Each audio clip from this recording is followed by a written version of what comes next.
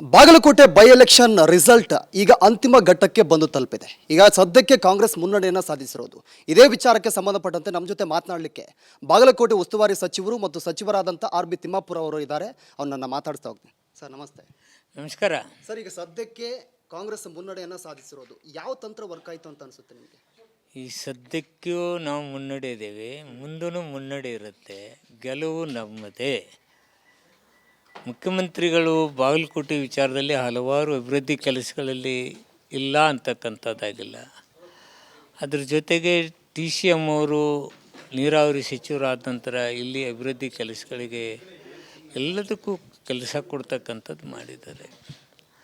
ಒಟ್ಟಾರೆ ಸರ್ಕಾರದ ಅಭಿವೃದ್ಧಿ ಕೆಲಸಗಳು ಮುಖ್ಯಮಂತ್ರಿಗಳ ಏನು ಮಾಡಿದ್ದಾರೆ ಅಭಿವೃದ್ಧಿ ಕೆಲಸಗಳನ್ನು, ಇದು ಮುಖ್ಯಮಂತ್ರಿಗಳ ಗೆಲುವು. ನಾವು ಜಿಲ್ಲೆಯಲ್ಲಿ ನಮ್ಮ ಎಲ್ಲ ಶಾಸಕರು ಒಗ್ಗಟ್ಟಿನಿಂದ ಮಾಡ್ತಕ್ಕಂಥ ಕೆಲಸ, ಯಾರು ಒಂದೀಟು ಭೇದ ಭಾವನೆ ಮಾಡಲಾರ್ದೆ ನಮ್ಮ ಗೆಲುವು ಆಗಬೇಕಂತಕ್ಕಂಥ ಭಾವನೆಯಿಂದ ದುಡ್ದಕ್ಕಂಥ ನಮ್ಮ ಬಾಗಲಕೋಟೆ ಎಲ್ಲ ಶಾಸಕರಿಗೆ ನಾನು ವಿಶೇಷವಾಗಿ ಅಭಿನಂದನೆ ಹೇಳ್ತೇನೆ. ಮತ್ತು ನಮ್ಮ ಕಾರ್ಯಕರ್ತರಿಗೂ ನಾನು ಅಭಿನಂದನೆ ಹೇಳ್ತಾ ಇದ್ದೇನೆ. ಈ ಚುನಾವಣೆ ಗೆಲುವಿಗೆ ತುಂಬ ಜನ ಶ್ರಮಿಸಿದ್ದಾರೆ. ಮತದಾರರಿಗೆ ನಾನು ಅಭಿನಂದನೆ ಹೇಳಬೇಕಾಗತ್ತೆ. HY ಮೇಟಿಯವರು ಬಹಳ ಒಳ್ಳೆಯ ಮನುಷ್ಯ. ಅವರು ಇವತ್ತಿಲ್ಲ, ನಮಗೆ ಬೇಸರ ಇದೆ. ಆದರೆ ಜನತೆ ಅವರ ನಡವಳಿಕೆಗೆ ಭಾರಿ ಬೆಂಬಲ. ನಾನು ಹೋದಾಗ ಏನ್ರಿ 80 ಆದರೂ ನಮ್ಮ ಜೊತೆ ಗೌರವದಿಂದ ನಡ್ಕೋತಿದ್ದ. 20 ವರ್ಷದ ಹುಡುಗರಿಗೆ ಗೌರವ ಕೊಡ್ತಿದ್ದ, 18 ವರ್ಷರಿಗೆ ಗೌರವ ಕೊಡ್ತಿದ್ದ. ನಮ್ಮ ಮತ ಗೌರವಕ್ಕೆ ಪಾತ್ರ ಆಗಬೇಕು ಅಂತಕ್ಕಂಥ ಭಾವನೆ, ಅಭಿವೃದ್ಧಿ ಕೆಲಸ ಇವತ್ತು ನಮ್ಮ ಜಿಲ್ಲೆಯೆಲ್ಲ ಶಾಸಕರ ಒಗ್ಗಟ್ಟಿನಿಂದ ಮಾಡ್ತಕ್ಕಂಥ ಕೆಲಸ.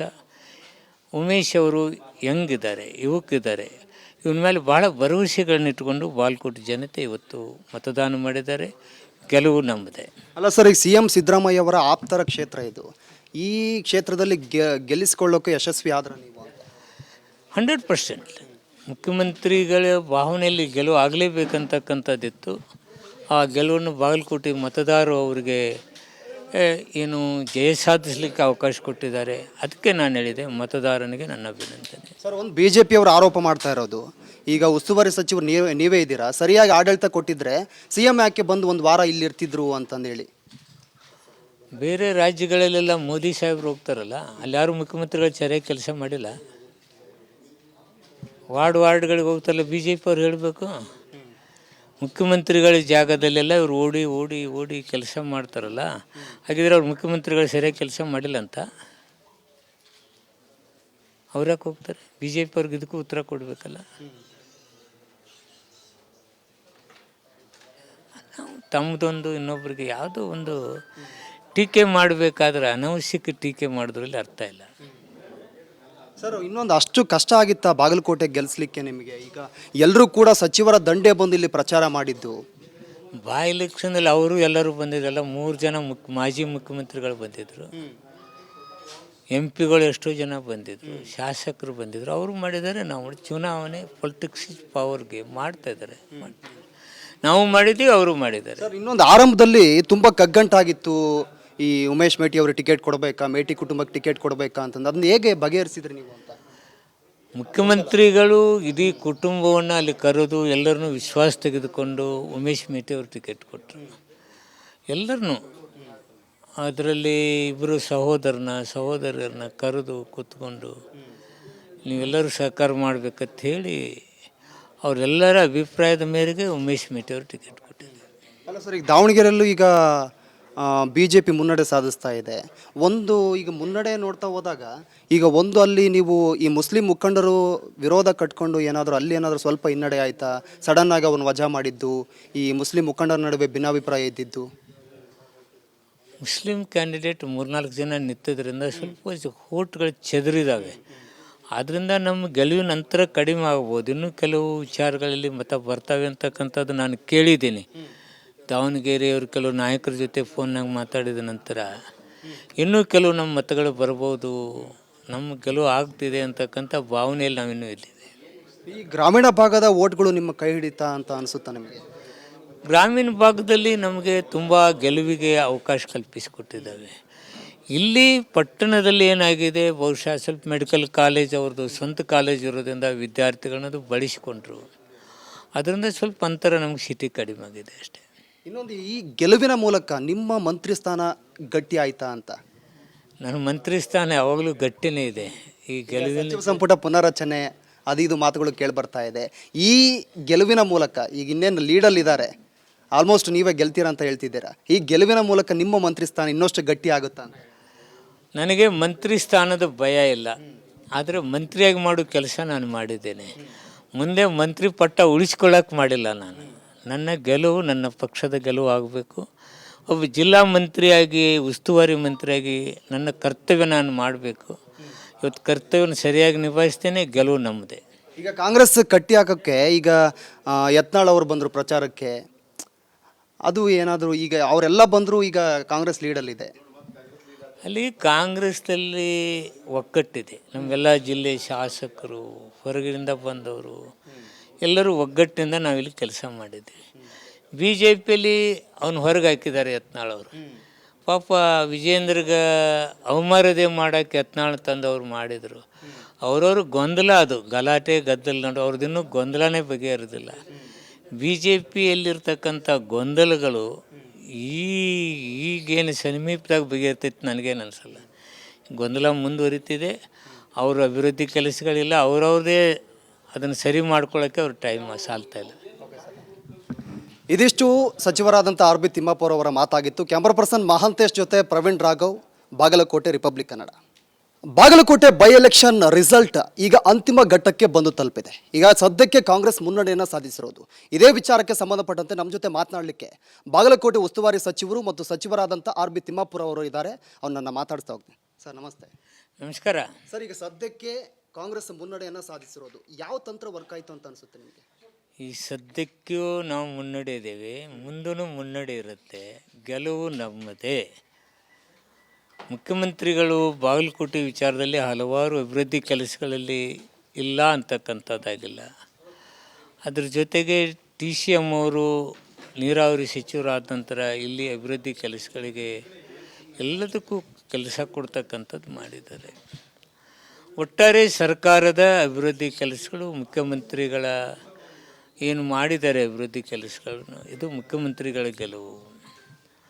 ನಾವು ಜಿಲ್ಲೆಯಲ್ಲಿ ನಮ್ಮ ಎಲ್ಲ ಶಾಸಕರು ಒಗ್ಗಟ್ಟಿನಿಂದ ಮಾಡ್ತಕ್ಕಂಥ ಕೆಲಸ. ಯಾರು ಒಂದೀಟು ಭೇದ ಭಾವನೆ ಮಾಡಲಾರ್ದೆ ನಮ್ಮ ಗೆಲುವು ಆಗಬೇಕಂತಕ್ಕಂಥ ಭಾವನೆಯಿಂದ ದುಡ್ದಕ್ಕಂಥ ನಮ್ಮ ಬಾಗಲಕೋಟೆ ಎಲ್ಲ ಶಾಸಕರಿಗೆ ನಾನು ವಿಶೇಷವಾಗಿ ಅಭಿನಂದನೆ ಹೇಳ್ತೇನೆ. ಮತ್ತು ನಮ್ಮ ಕಾರ್ಯಕರ್ತರಿಗೂ ನಾನು ಅಭಿನಂದನೆ ಹೇಳ್ತಾ ಇದ್ದೇನೆ. ಈ ಚುನಾವಣೆ ಗೆಲುವಿಗೆ ತುಂಬ ಜನ ಶ್ರಮಿಸಿದ್ದಾರೆ. ಮತದಾರರಿಗೆ ನಾನು ಅಭಿನಂದನೆ ಹೇಳಬೇಕಾಗತ್ತೆ. ಎಚ್ ವೈ ಮೇಟಿಯವರು ಬಹಳ ಒಳ್ಳೆಯ ಮನುಷ್ಯ. ಅವರು ಇವತ್ತಿಲ್ಲ, ನಮಗೆ ಬೇಸರ ಇದೆ. ಆದರೆ ಜನತೆ ಅವರ ನಡವಳಿಕೆಗೆ ಭಾರಿ ಬೆಂಬಲ. ನಾನು ಹೋದಾಗ ಏನ್ರಿ 80 ಆದರೂ ನಮ್ಮ ಜೊತೆ ಗೌರವದಿಂದ ನಡ್ಕೋತಿದ್ದ. 20 ವರ್ಷದ ಹುಡುಗರಿಗೆ ಗೌರವ ಕೊಡ್ತಿದ್ದ, 18 ವರ್ಷರಿಗೆ ಗೌರವ ಕೊಡ್ತಿದ್ದ. ನಮ್ಮ ಮತ ಗೌರವಕ್ಕೆ ಪಾತ್ರ ಆಗಬೇಕು ಅಂತಕ್ಕಂಥ ಭಾವನೆ, ಅಭಿವೃದ್ಧಿ ಕೆಲಸ ಇವತ್ತು ನಮ್ಮ ಜಿಲ್ಲೆಯೆಲ್ಲ ಶಾಸಕರ ಒಗ್ಗಟ್ಟಿನಿಂದ ಮಾಡ್ತಕ್ಕಂಥ ಕೆಲಸ. ಉಮೇಶ್ ಅವರು ಯಂಗಿದ್ದಾರೆ, ಯುವಕಿದ್ದಾರೆ. ಇವನ ಮೇಲೆ ಭಾಳ ಭರವಸೆಗಳನ್ನ ಇಟ್ಕೊಂಡು ಬಾಗಲಕೋಟೆ ಜನತೆ ಇವತ್ತು ಮತದಾನ ಮಾಡಿದ್ದಾರೆ. ಗೆಲುವು ನಮ್ಮದೇ. ಅಲ್ಲ ಸರ್, ಈಗ ಸಿ ಎಂ ಸಿದ್ದರಾಮಯ್ಯ ಅವರ ಆಪ್ತರ ಕ್ಷೇತ್ರ ಇದು. ಈ ಕ್ಷೇತ್ರದಲ್ಲಿ ಗೆಲ್ಲಿಸಿಕೊಳ್ಳೋಕೆ ಯಶಸ್ವಿ ಆದ್ರೆ ನೀವು? 100%. ಮುಖ್ಯಮಂತ್ರಿಗಳ ಭಾವನೆಯಲ್ಲಿ ಗೆಲುವು ಆಗಲೇಬೇಕಂತಕ್ಕಂಥದ್ದಿತ್ತು. ಆ ಗೆಲುವನ್ನು ಬಾಗಲಕೋಟೆ ಮತದಾರರು ಅವರಿಗೆ ಏನು ಜಯ ಸಾಧಿಸಲಿಕ್ಕೆ ಅವಕಾಶ ಕೊಟ್ಟಿದ್ದಾರೆ. ಅದಕ್ಕೆ ನಾನು ಹೇಳಿದೆ, ಮತದಾರನಿಗೆ ನನ್ನ ಅಭಿನಂದನೆ. ಸರ್, ಒಂದು ಬಿ ಜೆ ಪಿಯವರು ಆರೋಪ ಮಾಡ್ತಾ ಇರೋದು, ಈಗ ಉಸ್ತುವಾರಿ ಸಚಿವರು ನೀವೇ ಇದ್ದೀರಾ, ಸರಿಯಾಗಿ ಆಡಳಿತ ಕೊಟ್ಟಿದ್ರೆ ಸಿ ಎಂ ಯಾಕೆ ಬಂದು ಒಂದು ವಾರ ಇಲ್ಲಿರ್ತಿದ್ರು ಅಂತಂದೇಳಿ. ಬೇರೆ ರಾಜ್ಯಗಳಲ್ಲೆಲ್ಲ ಮೋದಿ ಸಾಹೇಬ್ರು ಹೋಗ್ತಾರಲ್ಲ, ಅಲ್ಲಿ ಯಾರು ಮುಖ್ಯಮಂತ್ರಿಗಳು ಸರಿಯಾಗಿ ಕೆಲಸ ಮಾಡಿಲ್ಲ. ವಾರ್ಡ್ಗಳಿಗೆ ಹೋಗ್ತಾರಲ್ಲ ಬಿ ಜೆ ಪಿ ಅವ್ರು ಹೇಳಬೇಕು. ಮುಖ್ಯಮಂತ್ರಿಗಳ ಜಾಗದಲ್ಲೆಲ್ಲ ಇವ್ರು ಓಡಿ ಕೆಲಸ ಮಾಡ್ತಾರಲ್ಲ. ಹಾಗಿದ್ರೆ ಅವ್ರು ಮುಖ್ಯಮಂತ್ರಿಗಳು ಸರಿಯಾಗಿ ಕೆಲಸ ಮಾಡಿಲ್ಲ ಅಂತ ಅವ್ರ್ಯಾಕೆ ಹೋಗ್ತಾರೆ? ಬಿ ಜೆ ಪಿ ಅವ್ರಿಗೆ ಇದಕ್ಕೂ ಉತ್ತರ ಕೊಡಬೇಕಲ್ಲ. ನಾವು ತಮ್ಮದೊಂದು ಇನ್ನೊಬ್ರಿಗೆ ಯಾವುದೋ ಒಂದು ಟೀಕೆ ಮಾಡಬೇಕಾದ್ರೆ ಅನವಶ್ಯಕ ಟೀಕೆ ಮಾಡೋದ್ರಲ್ಲಿ ಅರ್ಥ ಇಲ್ಲ. ಸರ್, ಇನ್ನೊಂದು, ಅಷ್ಟು ಕಷ್ಟ ಆಗಿತ್ತಾ ಬಾಗಲಕೋಟೆ ಗೆಲ್ಲಿಸ್ಲಿಕ್ಕೆ ನಿಮಗೆ? ಈಗ ಎಲ್ಲರೂ ಕೂಡ ಸಚಿವರ ದಂಡೆ ಬಂದು ಇಲ್ಲಿ ಪ್ರಚಾರ ಮಾಡಿದ್ದು. ಬೈ ಎಲೆಕ್ಷನಲ್ಲಿ ಅವರು ಎಲ್ಲರೂ ಬಂದಿದ್ದಲ್ಲ, 3 ಜನ ಮಾಜಿ ಮುಖ್ಯಮಂತ್ರಿಗಳು ಬಂದಿದ್ದರು, ಎಂ ಪಿಗಳು ಎಷ್ಟೋ ಜನ ಬಂದಿದ್ದರು, ಶಾಸಕರು ಬಂದಿದ್ದರು, ಅವರು ಮಾಡಿದ್ದಾರೆ. ನಾವು ಚುನಾವಣೆ ಪೊಲಿಟಿಕ್ಸ್ ಪವರ್ಗೆ ಮಾಡ್ತಾಯಿದ್ದಾರೆ. ನಾವು ಮಾಡಿದ್ದೀವಿ, ಅವರು ಮಾಡಿದ್ದಾರೆ. ಸರ್, ಇನ್ನೊಂದು ಆರಂಭದಲ್ಲಿ ತುಂಬ ಕಗ್ಗಂಟಾಗಿತ್ತು, ಈ ಉಮೇಶ್ ಮೇಟಿ ಅವರು ಟಿಕೆಟ್ ಕೊಡಬೇಕಾ, ಮೇಟಿ ಕುಟುಂಬಕ್ಕೆ ಟಿಕೆಟ್ ಕೊಡಬೇಕಾ ಅಂತಂದು. ಅದನ್ನ ಹೇಗೆ ಬಗೆಹರಿಸಿದ್ರಿ ನೀವು ಅಂತ? ಮುಖ್ಯಮಂತ್ರಿಗಳು ಇಡೀ ಕುಟುಂಬವನ್ನು ಅಲ್ಲಿ ಕರೆದು ಎಲ್ಲರನ್ನೂ ವಿಶ್ವಾಸ ತೆಗೆದುಕೊಂಡು ಉಮೇಶ್ ಮೇಟಿ ಅವರು ಟಿಕೆಟ್ ಕೊಟ್ಟರು. ಎಲ್ಲರನ್ನೂ ಅದರಲ್ಲಿ ಇಬ್ಬರು ಸಹೋದರರನ್ನ ಕರೆದು ಕೂತ್ಕೊಂಡು ನೀವೆಲ್ಲರೂ ಸಹಕಾರ ಮಾಡಬೇಕಂತ ಹೇಳಿ ಅವರೆಲ್ಲರ ಅಭಿಪ್ರಾಯದ ಮೇರೆಗೆ ಉಮೇಶ್ ಮೇಟಿ ಅವರು ಟಿಕೆಟ್ ಕೊಟ್ಟಿದ್ದಾರೆ. ಅಲ್ಲ ಸರ್, ಈಗ ದಾವಣಗೆರೆಯಲ್ಲೂ ಈಗ ಬಿ ಜೆ ಪಿ ಮುನ್ನಡೆ ಸಾಧಿಸ್ತಾ ಇದೆ. ಒಂದು ಈಗ ಮುನ್ನಡೆ ನೋಡ್ತಾ ಹೋದಾಗ ಈಗ ಒಂದು ಅಲ್ಲಿ ನೀವು ಈ ಮುಸ್ಲಿಂ ಮುಖಂಡರು ವಿರೋಧ ಕಟ್ಕೊಂಡು ಏನಾದರೂ ಅಲ್ಲಿ ಏನಾದರೂ ಸ್ವಲ್ಪ ಹಿನ್ನಡೆ ಆಯಿತಾ? ಸಡನ್ನಾಗಿ ಅವನು ವಜಾ ಮಾಡಿದ್ದು, ಈ ಮುಸ್ಲಿಂ ಮುಖಂಡರ ನಡುವೆ ಭಿನ್ನಾಭಿಪ್ರಾಯ ಇದ್ದಿದ್ದು. ಮುಸ್ಲಿಂ ಕ್ಯಾಂಡಿಡೇಟ್ 3-4 ಜನ ನಿಂತಿದ್ದರಿಂದ ಸ್ವಲ್ಪ ಓಟ್ಗಳು ಚೆದರಿದ್ದಾವೆ. ಆದ್ದರಿಂದ ನಮ್ಮ ಗೆಲುವಿನ ನಂತರ ಕಡಿಮೆ ಆಗ್ಬೋದು. ಇನ್ನೂ ಕೆಲವು ವಿಚಾರಗಳಲ್ಲಿ ಮತ ಬರ್ತವೆ ಅಂತಕ್ಕಂಥದ್ದು ನಾನು ಕೇಳಿದ್ದೀನಿ. ದಾವಣಗೆರೆಯವರು ಕೆಲವು ನಾಯಕರ ಜೊತೆ ಫೋನ್ನಾಗ ಮಾತಾಡಿದ ನಂತರ ಇನ್ನೂ ಕೆಲವು ನಮ್ಮ ಮತಗಳು ಬರ್ಬೋದು, ನಮ್ಮ ಗೆಲುವು ಆಗ್ತಿದೆ ಅಂತಕ್ಕಂಥ ಭಾವನೆಯಲ್ಲಿ ನಾವಿನ್ನೂ ಇಲ್ಲಿದೆ. ಈ ಗ್ರಾಮೀಣ ಭಾಗದ ಓಟ್ಗಳು ನಿಮ್ಮ ಕೈ ಹಿಡಿತಾ ಅಂತ ಅನಿಸುತ್ತಾ ನಿಮಗೆ? ಗ್ರಾಮೀಣ ಭಾಗದಲ್ಲಿ ನಮಗೆ ತುಂಬ ಗೆಲುವಿಗೆ ಅವಕಾಶ ಕಲ್ಪಿಸಿಕೊಟ್ಟಿದ್ದಾವೆ. ಇಲ್ಲಿ ಪಟ್ಟಣದಲ್ಲಿ ಏನಾಗಿದೆ, ಬಹುಶಃ ಸ್ವಲ್ಪ ಮೆಡಿಕಲ್ ಕಾಲೇಜ್ ಅವ್ರದ್ದು ಸ್ವಂತ ಕಾಲೇಜ್ ಇರೋದ್ರಿಂದ ವಿದ್ಯಾರ್ಥಿಗಳನ್ನದು ಬಳಸಿಕೊಂಡ್ರು. ಅದರಿಂದ ಸ್ವಲ್ಪ ಅಂತರ ನಮ್ಗೆ ಸಿಟಿ ಕಡಿಮೆ ಆಗಿದೆ ಅಷ್ಟೇ. ಇನ್ನೊಂದು, ಈ ಗೆಲುವಿನ ಮೂಲಕ ನಿಮ್ಮ ಮಂತ್ರಿ ಸ್ಥಾನ ಗಟ್ಟಿ ಆಯ್ತಾ ಅಂತ? ನನ್ನ ಮಂತ್ರಿ ಸ್ಥಾನ ಯಾವಾಗಲೂ ಗಟ್ಟಿನೇ ಇದೆ. ಈ ಗೆಲುವಿನ ಸಚಿವ ಸಂಪುಟ ಪುನರಚನೆ ಅದು ಇದು ಮಾತುಗಳು ಕೇಳಿ ಬರ್ತಾ ಇದೆ. ಈ ಗೆಲುವಿನ ಮೂಲಕ ಈಗ ಇನ್ನೇನು ಲೀಡಲ್ಲಿದ್ದಾರೆ, ಆಲ್ಮೋಸ್ಟ್ ನೀವೇ ಗೆಲ್ತೀರಾ ಅಂತ ಹೇಳ್ತಿದ್ದೀರಾ. ಈ ಗೆಲುವಿನ ಮೂಲಕ ನಿಮ್ಮ ಮಂತ್ರಿ ಸ್ಥಾನ ಇನ್ನಷ್ಟು ಗಟ್ಟಿ ಆಗುತ್ತಾ ಅಂತ? ನನಗೆ ಮಂತ್ರಿ ಸ್ಥಾನದ ಭಯ ಇಲ್ಲ, ಆದರೆ ಮಂತ್ರಿಯಾಗಿ ಮಾಡೋ ಕೆಲಸ ನಾನು ಮಾಡಿದ್ದೇನೆ. ಮುಂದೆ ಮಂತ್ರಿ ಪಟ್ಟ ಉಳಿಸ್ಕೊಳ್ಳೋಕೆ ಮಾಡಿಲ್ಲ ನಾನು. ನನ್ನ ಗೆಲುವು ನನ್ನ ಪಕ್ಷದ ಗೆಲುವು ಆಗಬೇಕು. ಒಬ್ಬ ಜಿಲ್ಲಾ ಮಂತ್ರಿಯಾಗಿ, ಉಸ್ತುವಾರಿ ಮಂತ್ರಿಯಾಗಿ ನನ್ನ ಕರ್ತವ್ಯ ನಾನು ಮಾಡಬೇಕು. ಇವತ್ತು ಕರ್ತವ್ಯನ ಸರಿಯಾಗಿ ನಿಭಾಯಿಸ್ತೇನೆ, ಗೆಲುವು ನಮ್ಮದೇ. ಈಗ ಕಾಂಗ್ರೆಸ್ ಕಟ್ಟಿ ಹಾಕೋಕ್ಕೆ ಈಗ ಯತ್ನಾಳ್ ಅವರು ಬಂದರು ಪ್ರಚಾರಕ್ಕೆ, ಅದು ಏನಾದರೂ ಈಗ ಅವರೆಲ್ಲ ಬಂದರೂ ಈಗ ಕಾಂಗ್ರೆಸ್ ಲೀಡಲ್ಲಿದೆ. ಅಲ್ಲಿ ಕಾಂಗ್ರೆಸ್ನಲ್ಲಿ ಒಗ್ಗಟ್ಟಿದೆ. ನಮ್ಮೆಲ್ಲ ಜಿಲ್ಲೆ ಶಾಸಕರು, ಹೊರಗಿನಿಂದ ಬಂದವರು ಎಲ್ಲರೂ ಒಗ್ಗಟ್ಟಿನಿಂದ ನಾವಿಲ್ಲಿ ಕೆಲಸ ಮಾಡಿದ್ದೀವಿ. ಬಿ ಜೆ ಪಿಯಲ್ಲಿ ಅವನು ಹೊರಗೆ ಹಾಕಿದ್ದಾರೆ ಯತ್ನಾಳ್ ಅವರು. ಪಾಪ ವಿಜೇಂದ್ರಗೆ ಅವಮರ್ಯಾದೆ ಮಾಡೋಕ್ಕೆ ಯತ್ನಾಳ್ ತಂದವ್ರು ಮಾಡಿದರು. ಅವ್ರವ್ರ ಗೊಂದಲ, ಅದು ಗಲಾಟೆ ಗದ್ದಲ ನಡು ಅವ್ರದ್ದಿನ್ನೂ ಗೊಂದಲನೇ ಬಗೆಹರಿದಿಲ್ಲ. ಬಿ ಜೆ ಪಿಯಲ್ಲಿರ್ತಕ್ಕಂಥ ಗೊಂದಲಗಳು ಈಗೇನು ಸಮೀಪದಾಗ ಬಗೆಹರ್ತೈತೆ ನನಗೇನು ಅನಿಸಲ್ಲ. ಗೊಂದಲ ಮುಂದುವರಿತಿದೆ. ಅವ್ರ ಅಭಿವೃದ್ಧಿ ಕೆಲಸಗಳಿಲ್ಲ, ಅವ್ರವ್ರದೇ ಅದನ್ನು ಸರಿ ಮಾಡ್ಕೊಳ್ಳೋಕ್ಕೆ ಅವ್ರ ಟೈಮ್ ಸಾಲ್ತಾ ಇಲ್ಲ. ಇದಿಷ್ಟು ಸಚಿವರಾದಂಥ ಆರ್ ಬಿ ತಿಮ್ಮಾಪುರ ಅವರ ಮಾತಾಗಿತ್ತು. ಕ್ಯಾಮ್ರಾ ಪರ್ಸನ್ ಮಹಾಂತೇಶ್ ಜೊತೆ ಪ್ರವೀಣ್ ರಾಘವ್, ಬಾಗಲಕೋಟೆ, ರಿಪಬ್ಲಿಕ್ ಕನ್ನಡ.